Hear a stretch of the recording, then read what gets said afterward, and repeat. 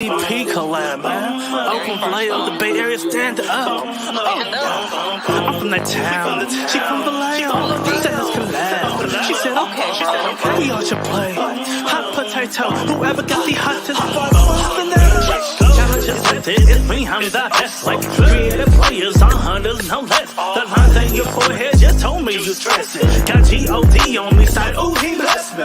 All these lies they tell it's a vaccine. They're acting it's so bad like it's wrestling. Keep my circle so small it's insane. If you made the cut then you're part of my team. Just like blowing that pint on strikes, no gutter. Attracted to the mind but I like mine's hooder. She gotta have a pretty face too. Hi, welcome to the channel. I am Mrs. Best. Good afternoon or evening. Happy Saturday. It's 4:30 p.m. where I am. So whatever time it is for you, yay, seize the moment, carpe diem. Anywho, we are here to go over Life After Lockup, the latest episode titled Problems You Didn't Know You Had. I apologize, I am a little bit late. I have work and a bunch of other stuff, and I'm just like, I'm just really sleepy today. I just want to lay with my dude and like do nothing, but I can't do that. But that's okay. At least we get to discuss the latest episode. For those who are new to the channel, the way we do things is we do a Life After Lockup recap, usually every Saturday or Sunday. I'll go over all of the couples. We'll talk about what happened with them in the entirety of the episode. So we're going to start today with Brittany and Key Rock. Brittany and Key Rock are our first transgender couple on the show. They're also the youngest couple, 23 and 26, I believe. They're also a couple that met while they were both locked up. So that is something that is interesting. So not too much happened with them in this episode. Basically, Brittany meets with her friend, and her friend is even telling her, because for those who remember Love During Lockup, Brittany's dumbass quit school and her job so that she could lay up under her spouse, which is stupid. Now her friend's like, you know, Key Rock has this stuff going. You're so much invested into his family. You should probably invest into yourself. Very good friend.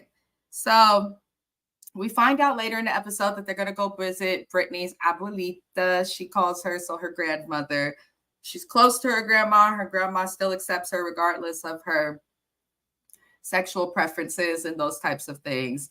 So on the way to visit their grandma, you know, Key Rock is nervous to leave his mom. He acts as if he hasn't been gone for 10 years in prison. Like, your family's been handling this. I'm sure they'll be okay for a few days, Key Rock. So they're driving, and then his mom calls him because Desmond has an attitude, slamming doors, you know, doing shit around the house. And, you know, basically Brittany offers to drive because Key Rock is like, you know, driving. He can't handle the stuff he needs to handle with his family while he's driving. He starts tripping out on her, catches an attitude, tells her to pull over on the side of the road just so that he can call his brother. I don't like that about Key Rock. That's that controlling shit. Like, he was like that in Love During Lockup. It just seems like he has to have control. Like, he doesn't handle frustration very well. But he does eventually call his brother, and I just felt like they're boring. I don't care to watch Brittany and Key Rock. They're boring as hell. Like, you threw this fit.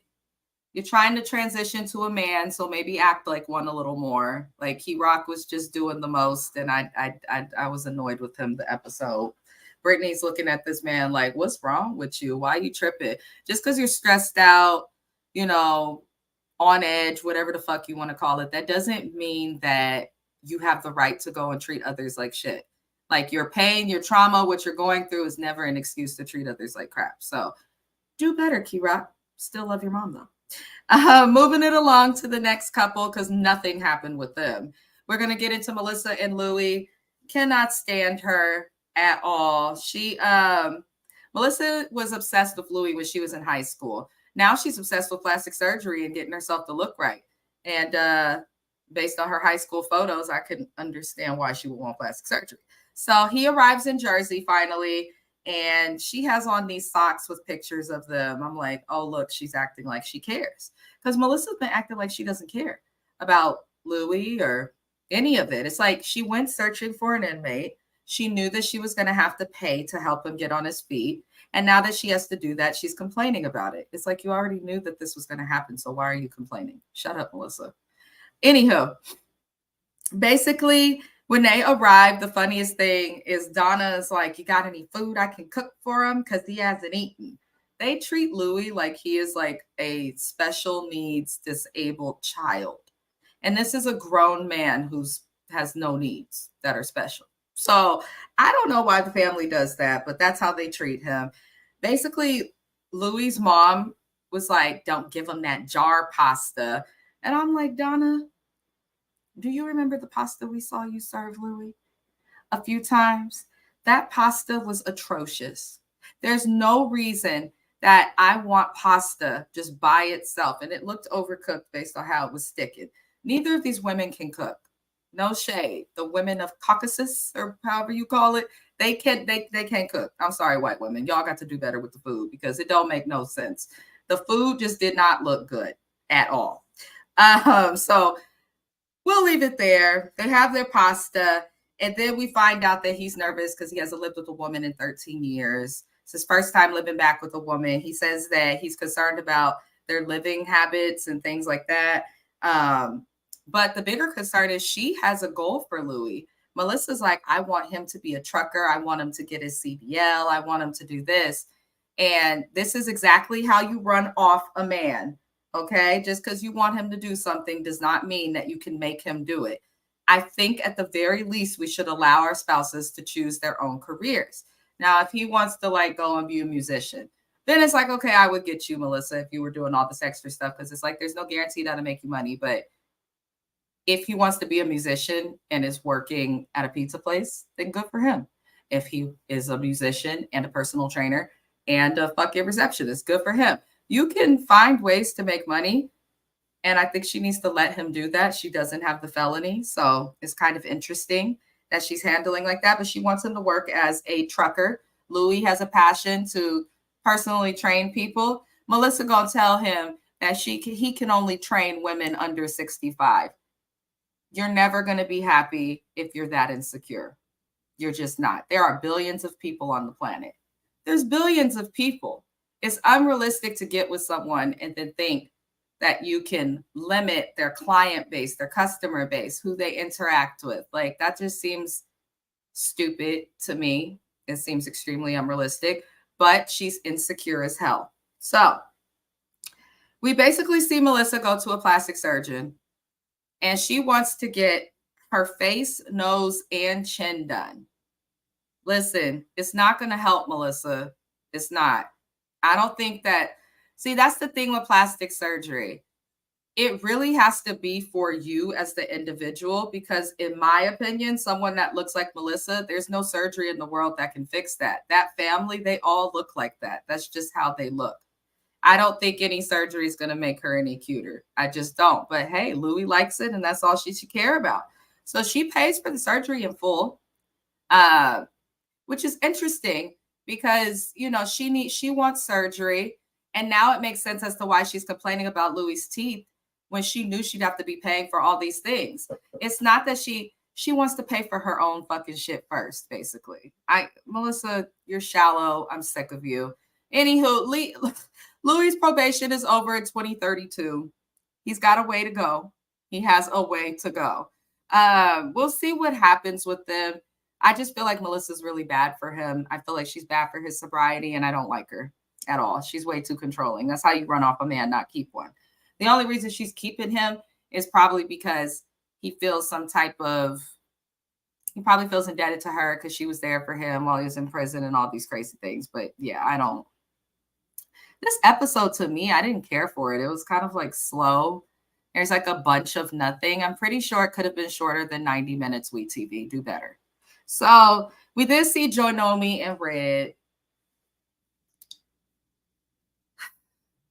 Where do I even start with these two? So Joinomi wants Red to meet what she calls, because she is full-blood Native American, her Navajo sister cousins, which are her sisters and her cousins, but they're raised probably to be like sisters. She explains to them on the picnic that Red is at, that there are trust issues in the relationship. And the sisters ask questions because Joy tells them of the pictures Red has of other women. And I feel like they're her sisters. First of all, Why for 4 women did you guys need 5 fucking full-size coolers that you would use on a camping trip? That's why y'all all big as hell. That right there. Because why do you have that many coolers full of chips and dips and sandwiches? And why does everyone wear such intense makeup? What's going on? It's okay to be natural a little now and then. But I don't feel like Joy's sisters had any right to question Red. Joy cheated on this man first. She went looking for a man in prison and then said she was lonely and cheated on him not once, but not twice, but at least 3 times. And then she made a baby and she can't tell you who the baby's biological father is. Like, Joy Nomi, your family can't question nobody for shit. Like, you're trash. Unless it's a new relationship with Red. No, baby. I'm not letting go of that. I am not letting go of that. So basically, Joy finds out through Red talking to her sisters and her cousins that he is going to be going to St. Louis, which I thought she already knew. She seems upset about that, but she's like, I can't just leave Sway. You don't need to fucking leave Sway. Your family's in Farmington, Joy. She's slow. Something's wrong with her. You chose to have that baby. Therefore, that baby is no one's responsibility except your own. If people care about you, such as your friends, your siblings, cousins, Red, and they decide to help with Sway, that is a privilege that no one fucking owes you. That's your child. So you're right, Joy. You can't just pick up and go to St. Louis, but he can't. And that's where his family is. And that's where he's going. And she has all these concerns that he's going to talk to other women. Why are you with this man if you can't trust what he's doing? And why would you cheat on someone if you yourself can't handle being cheated on? Because now you want to know where he's going, what he's doing, who he's talking to, all this shit that you don't deserve to know. It doesn't make any sense. Joy Nomi is like slow, but thank God they're not together in real life. Basically, Joy Nomi makes a comment to Red because he's saying he wants to go to St. Louis too because they need space. She is smothering him. And they are in a very small trailer.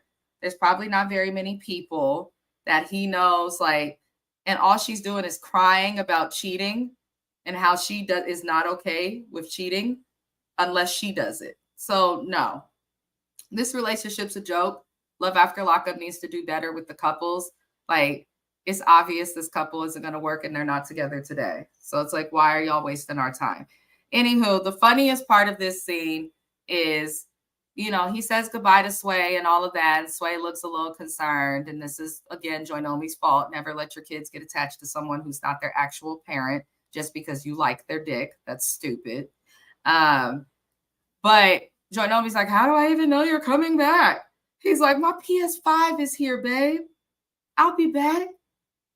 My PS5 is here. That man values his video game console more than he does her. That big ass game console, I cannot. I don't care for PlayStation gamers. I don't care for PlayStation much. There's a few games, but the systems are too damn big. But you know what? He got to go back because his PlayStation 5 is there. So Joy, he'll be back for the PlayStation 5, not your ass, and I can't blame him. Moving it along. The next couple we see, apologies, you guys, I am still getting over the flu. The next couple we see is Taylor and Chance. I'm going to be done with this recap sooner than I thought. That's crazy. Nothing happened this episode. Taylor and Chance, I'm sick of seeing Taylor in general. She's shopping for wedding dresses with her sister, her twin sister, Bobby, who's getting married. The dresses were ugly. They did not look good in the dresses. I don't know why you would choose to wear that down the aisle, Bobby, but do better. Do better, Bobby. You can do better. Anywho, I don't understand why we had to see Bobby choosing wedding dresses. I guess they wanted to reminisce to Taylor looking at wedding dresses, but Taylor was stupid herself. Taylor's one of the dumbest females on this show. Taylor and Joy Nomi. These women are slow. They literally went looking in the worst place they could for what they needed. They had children. Or brought children into the mix. Taylor, I think, was the worst because she had 3 daughters and she didn't even have to do all of this with Chance. Why weren't you on birth control when this man was showing you he wasn't shit? Why would you let him control your finances? Like, Taylor's the example of a woman that needs to use her brain. It's a little pathetic, and I can't stand it. But it looks like she's finally getting tired of Chance. They're also not together in real time, but it looks like they might be back together. There's a video going around Facebook in the Love After Lockup Facebook group, the uncut, uncensored one, and Chance is in a bathtub, like with water browner than my skin. Okay. And he's in this bathtub with this other woman. It's just nasty. He's obviously a crackhead. That's what I'm trying to say. Basically, not much happens with them. We see Chance borrow more money from another friend. I'm like, what worse way to pay someone back than to go borrow money from another person? And now you've incurred a debt to pay off a debt. That's just not what you do. He's like payday loaning himself. I don't get it. He's an absolute idiot. But I knew he was an idiot when he got released a couple seasons ago and he was getting all the credit cards and wanting to buy all this stuff. I was like, oh, this guy's either still on drugs, an idiot, or both. I'm thinking it's both. So Bobo catches up with him at a bar. I don't buy that this scene was real, so I'm not going to go into it too much. And he's all weird and touchy, all up on Chance. He's hollering and snapping at the camera. And I'm just like, people like that don't scare me. People like that, to me, people like Bobo, like, he behaved like a tweaker more than a gangster, if y'all get what I'm trying to say. Like, I was not impressed with the scene with Bobo. Chance acting all teary-eyed and the stupid-ass comments about loyalty. It was just very cliche. I don't care.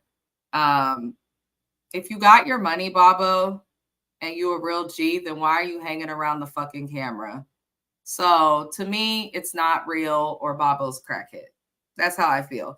Nothing else happened with Taylor and Chance. Nothing ever happens because Taylor has no fucking backbone. She doesn't really speak. It looks like she might get mad at him for something later down the line, more cheating, but nothing we haven't seen before. We need new couples, WeTV. We need new couples. This is not good, in my opinion. Like, it's obvious that half of it's bullshit and the other half of it is just not fun to watch. So moving on to the next couple. Looks like we will have a recap under 30 minutes. Hallelujah. We're going to get into Lindsay and Blaine. Another storyline I don't believe. Another couple that's not together that's on the show. She's preparing to propose. She sets up a date night for Blaine. She's facing like 40 years in charges, and I don't get, maybe this is something privilege has, because I don't understand or know anybody who's facing that many charges and could just be going about their life living free. Why would you move your daughter into your home if you're facing 40 years and you don't know? Why are you spending money on a necklace for Blaine when you owe this lawyer guy $20,000 to get you off? Like, what's going on? So she asked Blaine to marry her outside in the back of a truck. Real redneck shit. Did y'all see he gave his son a Confederate flag as a Christmas gift? WeTV, get them off of my fucking screen, please. Just the whole storyline seems fake. She claims she wants to be with Blaine, but I feel like she's just trying to secure something in case she goes to jail. But I don't believe the storyline either way. I think it's all bullshit for TV. So Lindsay and Blaine, you guys are worse than Brittany and Marcelino. I don't care. I'm tired of seeing her dick hop cast members on this show. I'm over Lindsay. I don't care about the proposal that she did not tell her daughter about. She's a really sad excuse for a mom, honestly. Like, just stop. It's cringy to watch a little bit. So, moving it along, our last couple, Chevelle and Quaylin. Quaylin meets with his mama. And, you know, they speak about Chevelle, and Quaylin's mom swears she's going to behave. But Chevelle and her mom are the problem. They always have been. Even in her original season, I believe Love During Lockup, Chevelle went crazy on Quaylin and did the most. Chevelle's the one who wanted control and all of that. I just want Chevelle to stop wearing these cheap outfits and horrible wigs. Like, that's it. But her daughter's cute. I give her that. So they speak about the moms and the drama, and Quaylen's mom says she'll, support Quaylen, and we find out he wants to adopt Myela, which is Chevelle's daughter. I think that's a nice gesture. They meet with the lawyer and they find out that because her dad, even though he don't pay child support or make an effort, he doesn't want to give up parental rights. So that makes things difficult. I think they need to just focus on getting married. If Quaylen wants to be in that baby's life, he'll be in that baby's life, but just focus on getting married. So there's a lot of cost that would come up because they would have to terminate the biological dad's rights, but it looks like something Quaylen's willing to do. I respect it. I like how close he is with Myela. I definitely can appreciate that. It's something I can also respect. So that is pretty much it that happened for Life After Lockup. Apologies, you guys. There wasn't much else that that happened. So with that being said, we'll be back again next week. Let's see. We will be back again next week on Saturday. We should have another episode. I know today is December 30th. So to everybody, I say Happy New Year's. Be safe. Do not be stupid on New Year's Eve, even if you know people who are stupid. Be different. Be above that. Be smart. Don't drive drunk. Yeah, all that good stuff. Have fun. Make sure you go to work. Have your priorities in order. We will end this live listening to some Oh So Best I Used To. I hope to see you guys again soon. We're going to be recapping on January 1st. The next recap I'll have TLC's 90 Day The Single Life with Chantel and a couple of other people from 90 Day Fiance. So we will get into that. Anywho, y'all, I am going to get on with my Saturday. I leave you with Oh So Best. Have a good day.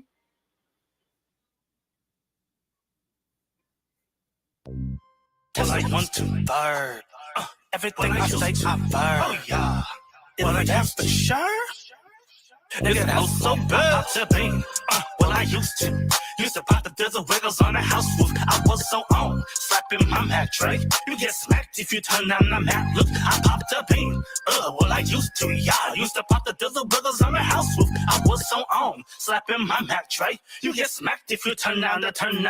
Buy me a dope pair of tea and I'm looking coke in it. Got some Florida orange, I might throw the dope in it. That lady who's naked, who lay on the pill. I'm feeling myself all in Oakland Hill. Now the view looking gorgeous, may pop another be lit at the Warriors. King with his queen, so indeed I'm a spoiler. Give to 2 pence and some him, fuck the water. Back when I was young, I paid mamas no dollars. On mamas I slaughter. These beats I go harder. These haters stay mad at me like absent fathers. Oh, I stay in me lane so niggas can move. I only make cyphers where booties can move. Pop one cheek, thought another other two. You good girls pop your shit on your hubby. But I really shake that ass out of my pub. Oh, yeah, hot to bean. Well, I used to pop the dizzle wiggles on the house roof. I was so on, slapping my Mac tray. You get smacked if you turn down the Mac. Look, I popped a bean. Well, I used to pop the dizzle wiggles on the house roof. I was so on, slapping my Mac tray. You get smacked if you turn down the. Oh, yeah. It's like 1, 2, 3rd. Everything I say, I burn. Oh, yeah. Well, that's for sure. Nigga, that's my word. Oh, yeah. It's like 1, 2, 3rd.